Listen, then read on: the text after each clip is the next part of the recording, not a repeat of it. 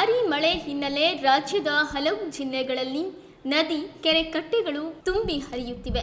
ಲಿಂಗನಮಕ್ಕಿ ಜಲಾಶಯದಿಂದ ನೀರನ್ನು ಬಿಡುಗಡೆ ಮಾಡಿದ ಹಿನ್ನೆಲೆಯಲ್ಲಿ ಶಿವಮೊಗ್ಗ ಜಿಲ್ಲೆ ಸಾಗರ ತಾಲೂಕಿನಲ್ಲಿರುವ ಜೋಗ ಜಲಪಾತವು ಮೈದುಂಬಿ ಹರಿಯುತ್ತಿದೆ. ಜೋಗದ ಸೌಂದರ್ಯವನ್ನ ಕಣ್ತುಂಬಿಕೊಳ್ಳಲು ಆಗಮಿಸಿದ್ದ ಪ್ರವಾಸಿಗರು ತಮ್ಮ ಅನುಭವವನ್ನ ನಮ್ಮ ಕೆ-ಲೈವ್ ಮಾಧ್ಯಮದೊಂದಿಗೆ ಹಂಚಿಕೊಂಡಿದ್ದಾರೆ.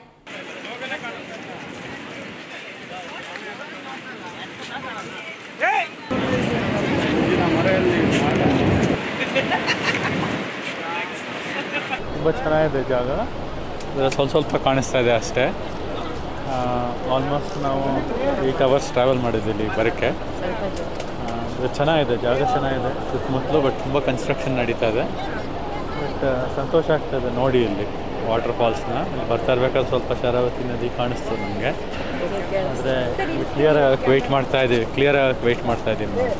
ಅದು ಸ್ವಲ್ಪ ಕಾಣಿಸ್ತು, ಆವಾಗ ಜೋರಾಗಿ ಹರಿತಾ ಇದೆ. ಖುಷಿ ಆಯಿತು ನೋಡಿ. ಅದೇ ನಾವು ಬೆಂಗಳೂರಿಂದ ಬಂದಿರೋದು, ಆದರೆ ಅಮೇರಿಕಾನಲ್ಲಿರೋದು. ರಿಷಿಕಾ ಗೌತಮ್ ಅಂತ. ಸ್ವಲ್ಪ ಕಾಣಿಸ್ತು. ಹಾಂ, ತುಂಬ ಖುಷಿ ಆಯಿತು. ಭಾಳ ಚೆನ್ನಾಗಿದೆ ಜೋಗ ನೋಡೋಕ್ಕೆ. ಭಾಳ ಖುಷಿ ಆಯಿತು, ಭಾಳ ಆನಂದವಾಯ್ತಪ್ಪ ನೋಡಲಿಕ್ಕೆ. ಭಾಳ ಚೆನ್ನಾಗಿದೆ ಪ್ಲೇಸು. ಮಂಜಲ್ಲೇ ಅಷ್ಟು ಕ್ಲಿಯರೆನ್ಸ್ ಕಾಣ್ತಾ ಇಲ್ಲ, ಆದರೂ ಅದು ಕ್ಲಿಯರೆನ್ಸ್ ಆದಾಗ ನೋಡ್ತಾ ಇದ್ದೀವಿ.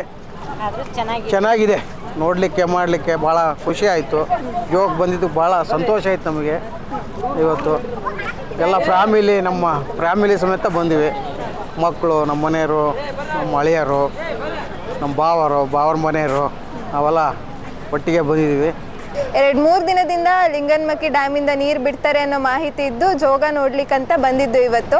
ಆದರೆ ಬಂದಾಗಿಂದ 2 ಗಂಟೆಯಿಂದ ಕಾಯ್ತಾ ಇದ್ದೀವಿ. ಪೂರ್ತಿ ಮೋಡ ಮುಸುಕ್ತಾ ಇದೆ, ಏನು ಕಾಣಿಸ್ತಾ ಇಲ್ಲ. ಜೋಗ ನೋಡೋಕ್ಕಷ್ಟು ಆಸೆಯಿಂದ ಬಂದಿದ್ದು, ನೀರು ಜಾಸ್ತಿ ಇರುತ್ತೆ ಅಂತ.